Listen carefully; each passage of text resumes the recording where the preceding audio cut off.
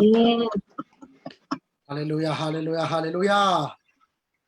Amen. ဒီကနေ့ဒီလိုချင်းခါခွန်ကောင်းကိုပြင်ဆင်ပေးတဲ့အဖဖျားရှင်နာမတော်သူပဲချီးမွမ်းတယ်ဘုရားရှင်ကိုကျူဆူတော့လက်ကျူဆူတော့နှလုံးသားကျူဆူတော့နေရာမှာဘုရားရှင်ရဲ့ကောင်းမြတ်ခြင်းမြင်တွေ့ပါစေဟာလေလုယာမိတ်ဆွေတို့ကျူဆူတဲ့တန်ရှင်တော်ဟိနော်ဘုရားကဒီကနေ့မိတ်ဆွေတို့အထဲမှာသူရဲ့ကောင်းမြတ်ခြင်းကိုမြင်တွေ့ရတော့အခွင့်ချပေးပါစေသူပဲဖျက်ရှင်ရဲ့ကျူတော့ကိုချီးမွမ်းတယ်ကျွန်တော်တို့ဇုံမီစီစီမှာဆိုလို့ရှိရင်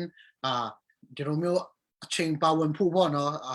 တယောက်ပြီးတယောက်တတိခံဖို့အခုနရေးရဖို့မလွယ်ဘူးဒါပေမဲ့မြန်မာစီစီမှာဒီလိုမျိုးပါဝင်ရတာကအမတမအကောင်းကြီးဖြစ်ပါတယ်ဆိုတာကျွန်တော်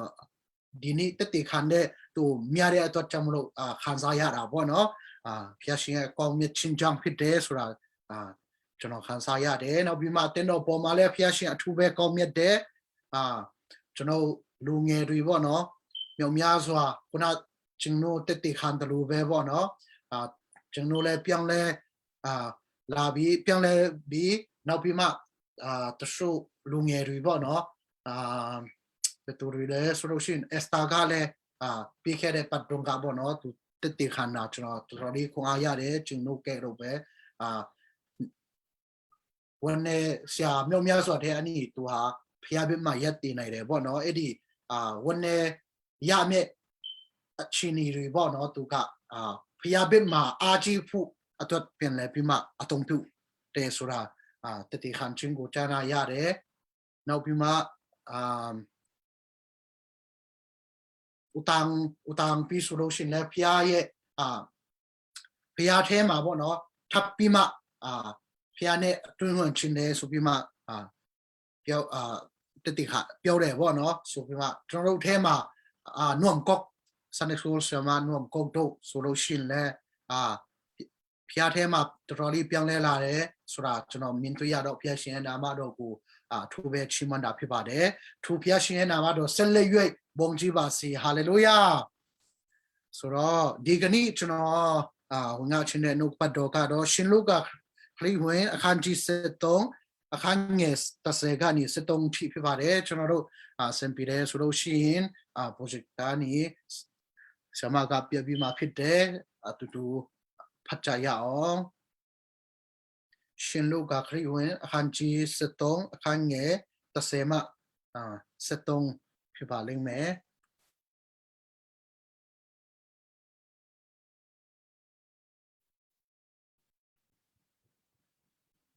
ဒီထဲမှာအမျိုးသမီးတယောက်ရဲ့အကြောင်းဖြစ်ပါတယ်အဲ့ဒီအရာနဲ့ကျွန်တော်ယူဖို့နဆူဆွဲခိုင်းရတဲ့အမျိုးသမီးတယောက်ရဲ့အကြောင်းဖြစ်ပါတယ်လို့ဆိုတော့ကျွန်တော်မြင်ရပြီလားမြင်ရပြီဆိုလို့ရှိရင်ကျွန်တော်အတူတကွ30ကနေ73ထိဖတ်ကြရအောင်တင်းနေတော့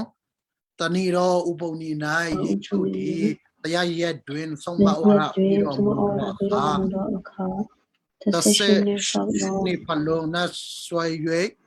ယောဂနိစ္စကိုခံရတော့တရားရှိ၏ထိုမင်းမဒီတော့ပုံ၍ကိုကလေးမဆန်နိုင်ယေရှုဒီထိုမင်းမကိုတော်မူ၏ထံတော်တို့ပေါ်၍ရှင်မင်းမတင်ဒီအနာယောဂနဲ့လူ၏မိန်တော်မူတဲ့အပေါ်မှာလက်တော်ကိုတင်တော်မူသည်ချက်ချင်းမချင်းတို့ရောက်၍ရတဲ့ခင်ဒီတော်ကိုချီးမွမ်းလေ၏ Thank you ပတ်တော်တဲ့ချမ်းဖယားဖျက်ရောက်တဲ့ကိုဖျားရှင်စကားပြောပါစေဘောစအနေနဲ့ကျွန်တော်ဘာကိုပြီးရှင်းတယ်ဆိုတော့အကြောင်းပြချက်မရှိဘဲနဲ့ဖျားကိုစာငတ်ချင်းဆိုပြီးမှတော်တော်လေးရှိတယ်ပေါ့နော်ဒါပေမဲ့တော်တော်လေးခွန်အားရတာဖြစ်တယ်ဒီကျန်းစာထဲမှာကျွန်တော်တို့ကြည့်တဲ့အခါမှာကြောကုန်းတဲ့အမျိုးသမီးတယောက်ရှိတယ်16နှစ်ပတ်လုံး16နှစ်ကြာပြီလို့ပြောတာဖြစ်တယ်16ဆိုတာက6ပေါင်းတယ်ဆိုလို့ရှိရင်18ရတာဖြစ်တယ်ဒါကြောင့်မလို့အဲ့ဒီအမျိုးသမီးဟာစာတန်မာနရဲ့နှိပ်စက်ခြင်းဆိုတာ တီချတယ်စာတမန်နဲ့ရဲ့နေဆက်ချင်းခါရတဲ့အမျိုးသမီးဖြစ်တယ်ဆိုတာတော်လေးတီချဒါဖြစ်တယ်အဲ့ဒီအမျိုးသမီးကကြောကုန်းတဲ့အတွက်ကြောင့်မလို့ရှိကိုလည်းကောင်းကောင်းမြင်လို့မရဘူးနောက်ကိုလည်းကြည့်လို့မရဘူးဘယ်ဘက်ညာဘက်လည်းကောင်းကောင်းကြည့်လို့မရဘူးအောက်ကိုပဲကြည့်လို့ရတာဖြစ်တယ်အပေါ်လည်းမော့ကြည့်လို့မရဘူးတော်တော်လေးဒုက္ခရောက်နေမှာဖြစ်ပါတယ်အဲ့ဒီအတိုင်းပဲကျွန်တော်ဝိနည်းထဲမှာလဲဝိနည်းကြောကုန်းတဲ့လူရှိတတ်တာဖြစ်တယ်အဲ့ဒီလူတွေကဘယ်လိုလဲဆိုလို့ရှိရင်လက်ခုပ်လည်းတီးလို့မရဘူးကာလို့လည်းမရဘူးဝိနည်းထဲမှာကြောကုန်းတဲ့လူကအနာဂတ်ကိုလည်းကောင်းကောင်းမြင်လို့မရဘူးဝမ်းနည်းစရာတွေစိတ်ကြစရာတွေနဲ့တုံ့တွေ့နေရတာဖြစ်တယ်အဲ့ဒီလူတွေကဝိနည်းထဲမှာကြောကုန်းတဲ့လူတွေဖြစ်ပါတယ်ဆိုတော့နံပါတ်1အနေနဲ့ကျွန်တော်ဘာခေါင်းစဉ်ပေးချင်တယ်လဲဆိုလို့ရှိရင်အဲ့ဒီအမျိုးသမီးကအကြမ်းပြချက်မပြီးဘဲနဲ့ဖျားချောင်းကိုလာတာဖြစ်တယ်ဟာလေလုယာအကြောင်းပြချက်မရှိဘူးတကယ်လို့မြတ်သူဟာဖျားချောင်းမတွားချင်ဘူးဆိုလို့ရှိရင်ကျွန်မကသူများတွေနဲ့မတူဘူးကြောကုန်းတဲ့အတွက်ကြောင့်မလို့အိမ်မှာပဲနေလိုက်မယ်ဆိုလို့ရှိရင်သူ့မှာအကြောင်းပြချက်ကောင်းကောင်းရှိတာဖြစ်တယ်ကျွန်မဖျားချောင်းတွားရင်လည်းလက်ခုပ်တီးလို့ရတာမဟုတ်ဘူးဆိုပြီးမှအကြောင်းပြချက်ပြီးချင်တယ်ဆိုလို့ရှိရင်လည်းအကြောင်းပြချက်ကောင်းကောင်းလေးရှိတယ်ကျွန်မကသူများကဲတော့ကလို့ရတာမဟုတ်ဘူးဆိုပြီးမှအကြောင်းပြချက်ပြီးမယ်ဆိုလို့ရှိရင်သူ့မှာအကြောင်းပြချက်ခိုင်လုံတဲ့အကြောင်းပြချက်ရှိတယ်ဒါပေမဲ့အဲ့ဒီအမျိုးသမီးကလေဘယ်လောက်ထိတောင်မှဖခင်ကိုစာငတ်တလဲဆိုလို့ရှိရင်ကြောကုန်းဒီဖြစ်ပါစီဖခင်ကြောင့်လာတာဖြစ်တယ်ဟာလေလုယာလက်ခုပ်တီးပြီးဖခင်ရှင်ကိုချီးမွမ်းရအောင်ဟာလေလုယာကျွန်မတို့တက်တာမှာလဲခက်ခဲပြဿနာမြောက်များစွာထုံတွေ့နေပါစီဖခင်ရဲ့မျက်နာကိုရှာဖို့ဖခင်ကိုစာငတ်ဖို့အမှန်တမ်းအရေးကြီးတယ်ဆိုတာကိုမြင်တွေ့ရတယ်ဒါကြောင့်မလို့သူဟာအကြောင်းပြချက်မပြီးဘဲနဲ့ဖျားချောင်းကိုလာတဲ့အတွက်ကြောင့်မို့ယေရှုဖျားနဲ့တွေ့သွားတယ်ယေရှုဖျားနဲ့တွေ့သွားတဲ့အခါမှာသူ့ရဲ့အနာရောဂါငြိမ်းချမ်းအခွင့်ကိုရရှိသွားတာဖြစ်တယ်ဟာလေလုယာကျွန်မတို့တက်တာမှာလဲအကြောင်းပြချက်ပြီးမယ်ဆိုလို့ရှိရင်အခုချိန်မှာဖျားချောင်းလဲတွားလို့ရတာမဟုတ်ဘူးယွာနီချင်းမန်ကူကွယ်ဖို့မပြောဘူးဆိုပြီးမှအကြောင်းပြချက်ပြီးချင်တယ်ဆိုလို့ရှိရင်လဲအကြောင်းပြချက်ရှိတယ်ပြီးတော့ရကောင်းရပါလိမ့်မယ်ဒါပေမဲ့အဲ့လိုမျိုးအကြောင်းပြချက်မရှာဘဲနဲ့ဖျားကိုချီးမွမ်းတော်သူကူးကွယ်တော်သူဟာဖျားရှင်ရဲ့ဓမ္မလာတော့ကျမ်းမာခြင်းကိုရမဲ့သူတွေဟာလေလုယာဖျားရှင်ရဲ့ဓမ္မကောင်းကြီးရမဲ့လူတွေဖြစ်တယ်ဟာလေလုယာအကြောင်းပြချက်မပြီးဘဲနဲ့ဖျားကိုချီးမွမ်းတဲ့နေရာဖျားကိုချီးမွမ်းတော်သူကူးကွယ်တော်သူဖျားကိုအချိန်ပြီးတော့သူဖျားကိုစာငတ်တော်သူဖျားရဲ့ဖျားဓမ္မလာတဲ့ကောင်းကြီးကိုခံစားရမဲ့လူတွေဖြစ်တယ်ဆိုတာခွန်အားပေးချင်တာဖြစ်တယ်ဟဂိုင်အနာဂတိကျမ်းအခန်းကြီးနဲ့အခန်းငယ်9ထဲမှာရဲ့နိုင်တဲ့ငြိမ်သက်ခြင်းကိုငါပြမယ်လို့ဖျားရှင်ယေရှုဖျားကပြောထားတာဖြစ်ပါတယ်ကျွန်တော်တို့ဖျားချောင်းတွားတဲ့အခါမှာပဲဖြစ်ဒီလိုမျိုးဖျားကိုချီးမွမ်းကူးကွယ်တဲ့အခါမှာဟုတ်ပြုကူးကွယ်ခြင်းဂျုံထဲအနိပဲဖြစ်လုပ်တဲ့အခါမှာဖျားခင်ကဖျားချောင်းတွားလို့ဒါမှမဟုတ်ရင်ဒီဂျုံထဲဝင်လို့သူပြီးမဲ့ကောင်းချီးမွမ်းများစွာရှိပြီးပြီဖြစ်တယ်ကျွန်တော်တို့ချင်း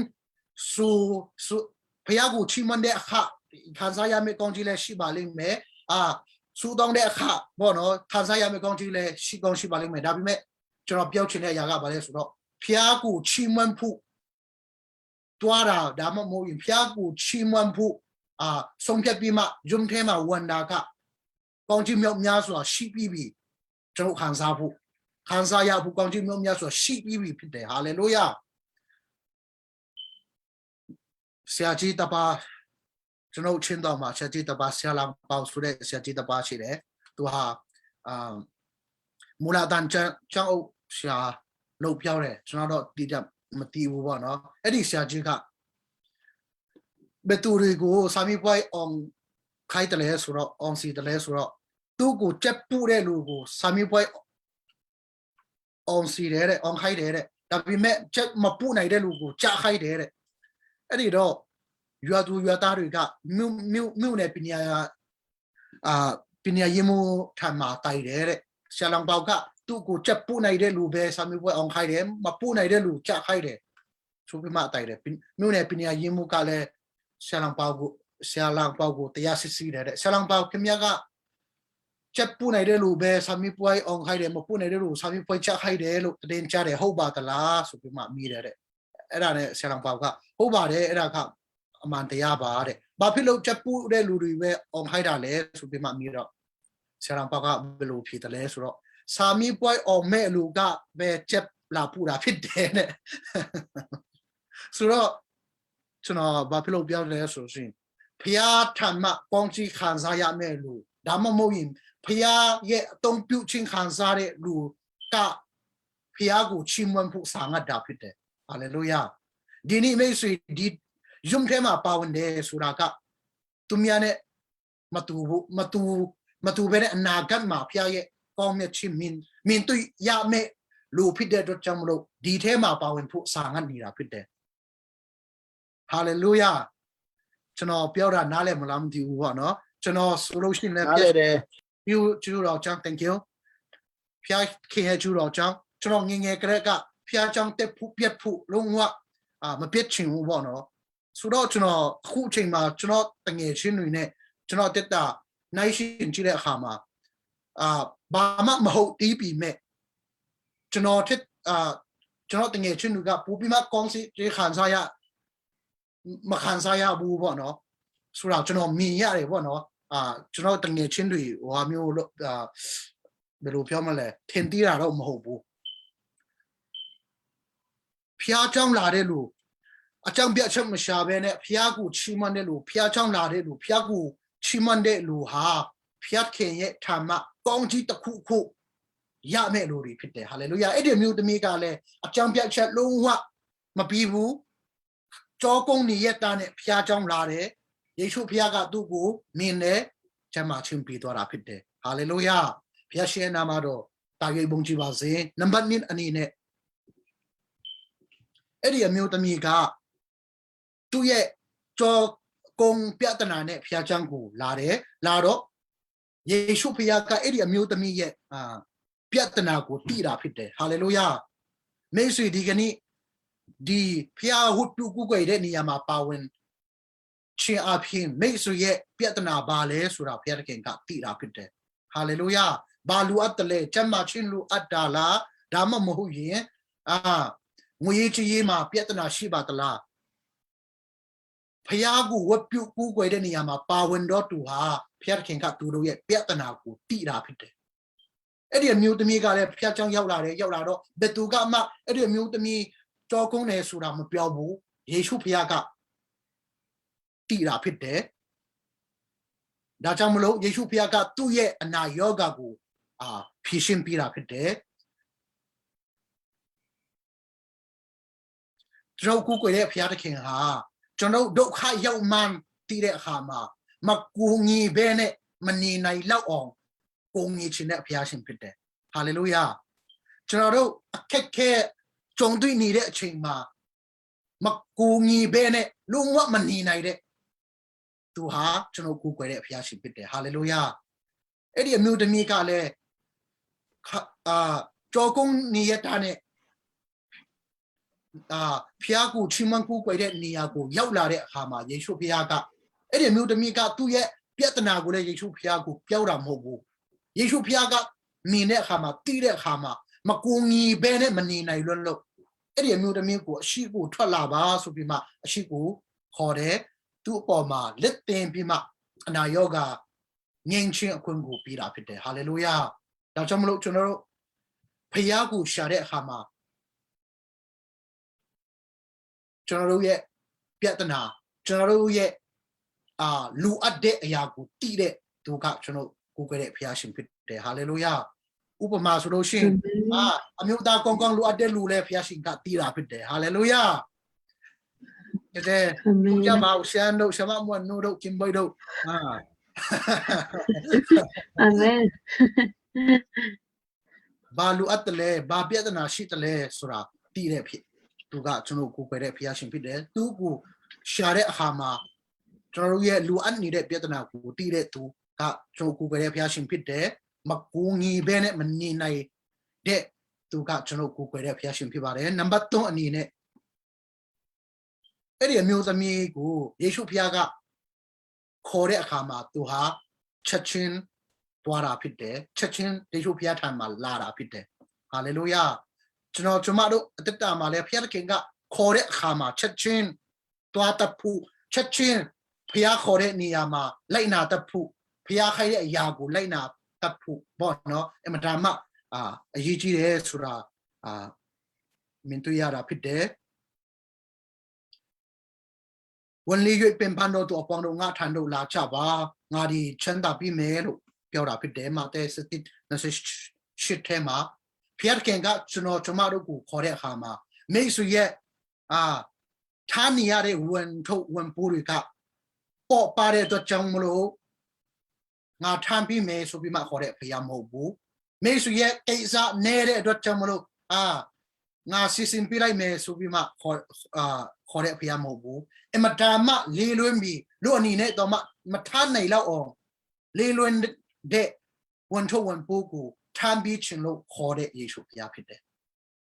Amen. Amen. You are in it, Pishin Lo Mayala training there, Chunoria, Piatanadu, Gates Hadu, Season Beach in low Kore, Chunoku, Piata came pit Eddie Mutin, Tamiga, Yeshu Pia Kore Hama, Chachin Dwara pit there. Piata King Chuno, Tomaru, Kore Hama, Chachin Dwata put in Madama, a Yichi. Chachin Tuares Roshin, General Vietnam go to Pishin Pima Pite, General Keke go to Sisim Pima Pite, Esta Hanji Tit Tema Ba Mintia Telesro, India Nangan need India Nangani, Ethiopia Nangan, a cheat Nangan, Tayane, Nase Konangan, O Sure, Bayinji. Asela Sure Bayinji Tapashi Apide, Eddie Bayinjiga to Auto de Nangan, Tayana Sekona, Nangan Teani, Wenjiri, Lujiri, Kobima, Emadama Chimare, Poichi Pagong, Ku Chimpara Pide, Eddie Benayet Jales or Eddie Perga, Tayane Sisse, Yapon Tayane Sisse, Chimpara Pide, Eddie Yapon Tayane. Sisse, boy, Chimpa, Pidore, Hama, Special Anine, when I yet tapima, Chimpa, Eddie Tanza Dema. When I yet tapima, get the gate, Chimpa, Niama, by Yinjika Bagu Chinga the Lesro, a who chain mare, Chuno, a mute me, vasti yet, to yet below la patle, below chomo lesura. Pia me, Piachin de Supima Chinya like there. Chinya Pidore Hama, Eddie Vastigo, Hohaido, Vastiga, Malachimure, Malavure, Malado. Eddie Bayinjiga, Asera Sure Bayinjiga, the dog was shed quite rapid. A shed quite to go a champire, Lurigo. Mire, Belulo Yamale, to shed quite a Chonot Mute Miku Hore Malabu Supima, Piorido. Tu go a champire, Poco, Dika, Babio Leso. Bayinjiga, Vastigu Hore, Malabu Suro. Eraga, Bayinjigu Sokaya, Chade, Najamulo, Tuku, Quai Laiba, Quai Laiba, Bono, Amutami, Anim, Quai Laiba, Supima, Champirido, Hodabe Supima, Bayinjiga, Chachin, Tuku, Quai Lai, Lan Quai Lai, Supima, Aming like there. Ayani Sabima, Vastiga, Bayin G. Amutami, Ani, Yatu, Chatora Pide, Bayin, Auto, Sangpi, Bayin, Out, Sa, Whippy, Bayin Jiga, Tuku, Hoylai, be Sukalega to her. Yatu Chatua Pide. Bapilo Lesro, Vastiga, Bayin Jikore Hama, Lares, Roshin, Tuku, Bayin Jiga, Quaima Mobu. Malachine, the Jamlo.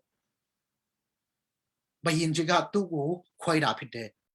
ထိုနည်း၎င်းပဲကျွန်တော်တို့ဖျားသခင်ကကျွန်တော်ကျမတို့ကိုခေါ်တဲ့အခါမှာချက်ချင်းလာတတ်ဖို့ချက်ချင်းတော့တတ်ဖို့အမှန်တမ်းအရေးကြီးတယ်ချက်ချင်းလာတယ်ချက်ချင်းဖျားခေါ်တဲ့နေရာမှာတော့တယ်ဆိုလို့ရှိရင်ကျွန်တော်တို့အမှန်တမ်းမြတ်ပြလာတဲ့ကောင်းချီးမင်္ဂလာရှိတာဖြစ်တယ်မချက်မှာတော့သူအတွက်ချက်မှာချင်းမောင်မင်းတော့သူအတွက်အောင်မင်းချင်းအစင်ပြီးတော့သူအတွက်အစင်ပြီးချင်းကောင်းချီးမင်္ဂလာမြောက်များစွာရှိတာဖြစ်တယ်အဲ့ဒီကျွန်တော်ခုနဖတ်တဲ့ဆက်ရှင်နှစ်ပတ်လုံးနတ်ဆိုးဆွဲတဲ့အမျိုးသမီးဆိုလို့ရှိရင်လေယေရှုဖျားကရှိကိုထွက်လာပါဆိုပြီးမှခေါ်တဲ့အခါမှာချက်ချင်းထွက်လာတာဖြစ်တယ်ချက်ချင်းလာတာဖြစ်တယ်ဟာလေလုယာသူနေ့၎င်းပဲကျွန်တော်တို့ဖျားတခင်ကခေါ်တယ်ဆိုလို့ရှိရင်ချက်ချင်းသွားတတ်တော်သူချက်ချင်းလာတတ်တော်သူညာဖြစ်ဖို့အမှန်တမ်းကြီးကြီးတာဖြစ်တယ်ကျွန်တော်မလီမာနေတော့က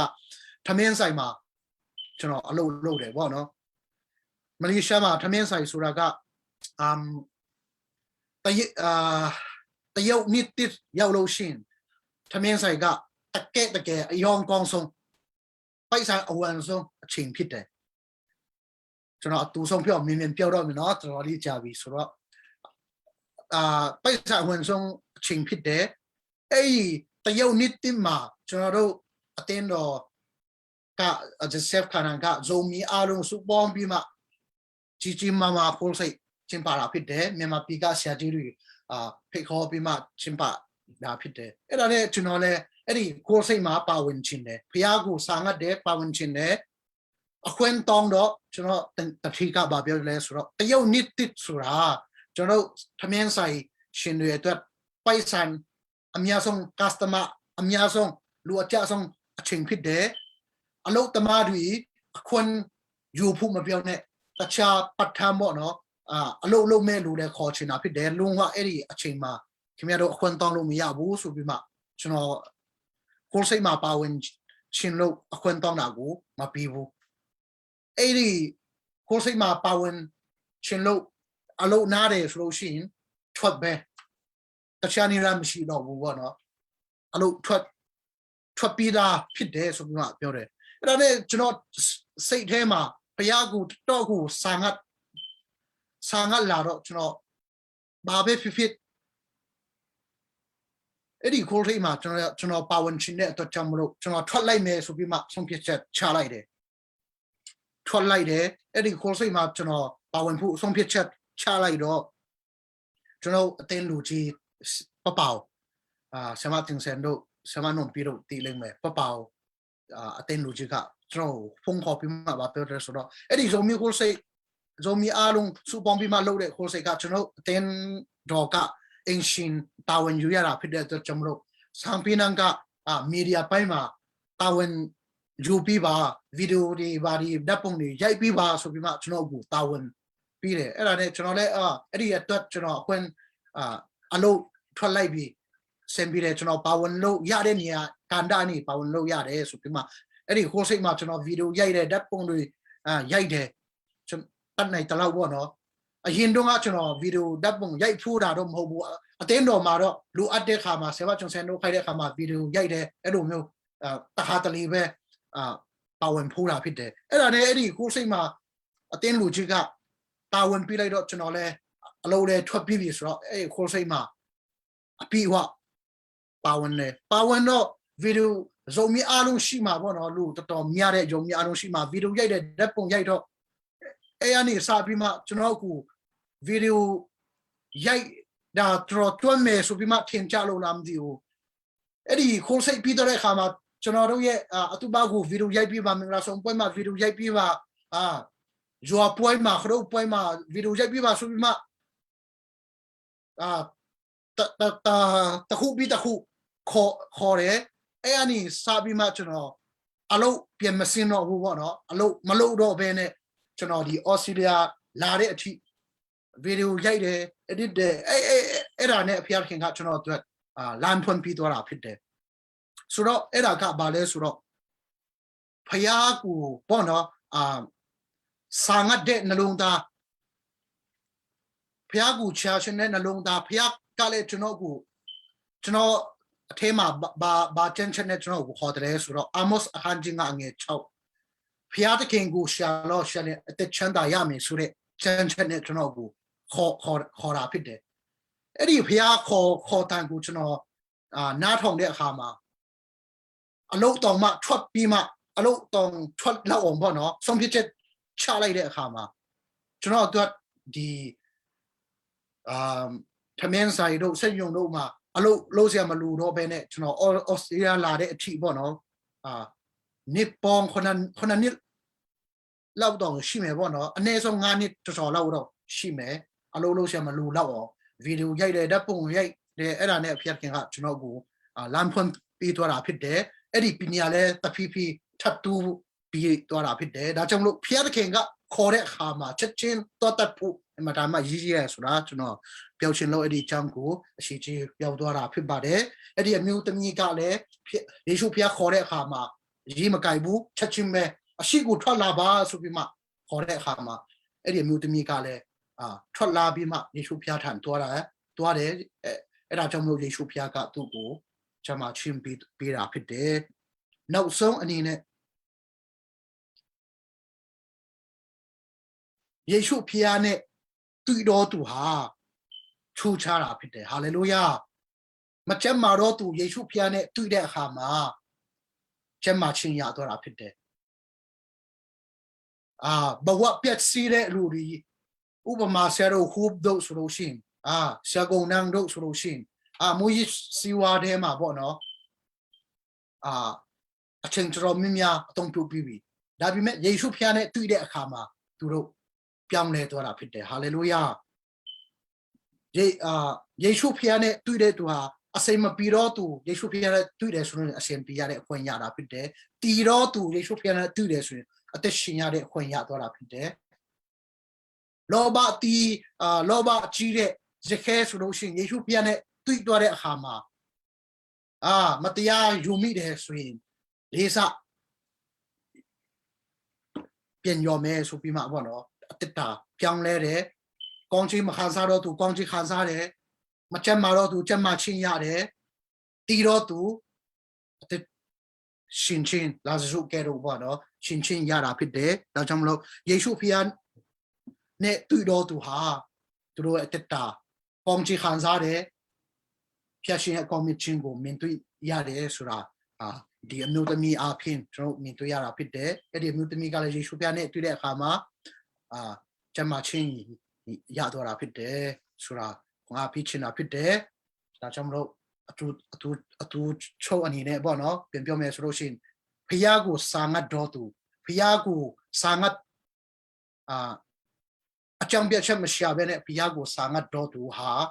ဖျားထံမှာကောင်းကြီးခံစားရတော့သူဖြစ်တယ်ကျွန်တော်တို့အကြောင်းပြချက်ရှာမယ်ဆိုလို့ရှိရင်မြောက်များစွာရှိပါလိမ့်မယ်အခုချိန်မှာဆိုရင်ဖျားကြောင့်မဖွင့်ဘူးဂျုံထဲမှာမပြောဘူးဆိုတာမှအစားပေါ့နော်အမျိုးမျိုးကျွန်တော်ကကားမရှိဘူးဝါမရှိဘူးအခုအစားကောင်းကောင်းမရှိဘူးဖျားကြောင့်မတော်သေးဘူးဆိုလို့ရှိရင်ဖျားမျက်နှာမရှာဘူးဝတ်ပြုကူကချင်းထဲမှာမပါဝင်သေးဘူးဆိုပြီးမှအကြောင်းပြချက်ရှာမယ်ဆိုမြောက်များစွာရှိတယ်ဒါပေမဲ့အဲ့ဒီအရာကိုမရှာဘဲနဲ့ဖျားကိုဦးစားပြီးပါဖျားကိုရှာပါမိတ်ဆွေလိုအပ်နေတဲ့အရာအဲ့ဒီအမျိုးသမီးကကျမ်းမာခြင်းလိုတဲ့အတွက်ကြောင့်မလို့ကျမ်းမာခြင်းရတာဖြစ်တယ်မိတ်ဆွေလိုအပ်တာကတခြားအရာဆိုလို့ရှိရင်လည်းဖျားခင်ကတခြားအရာပြီးမှဖြစ်တယ် Thank you so much စင်တဘာပတိကိုပြန်လဲပြီးမှအချင်းအနံပါတယ်ကျိုးတဲ့နဲ့ရောက်တိုက်ပေါ်မှာဖျားရှင်ကောင်းကြီးမြောက်များစွာချပေးပါစေအာမင်အာမင်မတမခွန်အားရပါတယ်လို့နော်ဆရာဆောင်ပြုသုံးပြုတော်တရှင်တော်ဝိညာဉ်တော်ကို၎င်းအတုံးခံတော်ဆရာဆောင်ပြု၎င်းဒီကနေ့နော် Zoom နေမြန်မာစီစဉ်ပါဝင်တော်ရောက်စီတိုင်း online ကနေပါဝင်တော်ရောက်စီတိုင်းကိုကျေးဇူးတင်တဲ့ဖျားရှင်ကနော်မိမိရဲ့အသက်တာမှာသူ့ရဲ့ကောင်းကြီးမင်္ဂလာအဖျားဖျားနဲ့ရည်ပတ်ပါစေကျေးဇူးတင်တဲ့ကျမတို့နောက်တစ်ပတ်မှာလဲเนาะကျမတို့ပြန်လဲဆုံတွေ့ကြရအောင်အခုချိန်မှာworship team เนาะတချင်းတပုတ်ဆနာကworship မှာဒီဆိုတော့တချင်းအဖြစ်ကျမတို့ဖယားကိုအတူတကွချီးမွမ်းပြီးတော့မှဒီကနေ့ဒေသနာရှင်ကเนาะဟောကြားသွားတဲ့အတိုင်းပဲကျမတို့အသက်တာမှာအကြောင်းပြချက်တွေဆရာမယ်ဆိုရင်ဆရာအများကြီးပါเนาะဒီကနေ့เนาะဒီမှာကျောင်းသူတွေ international ကျောင်းသူတွေရှိတယ်၄-5 ယောက်ရှိတယ်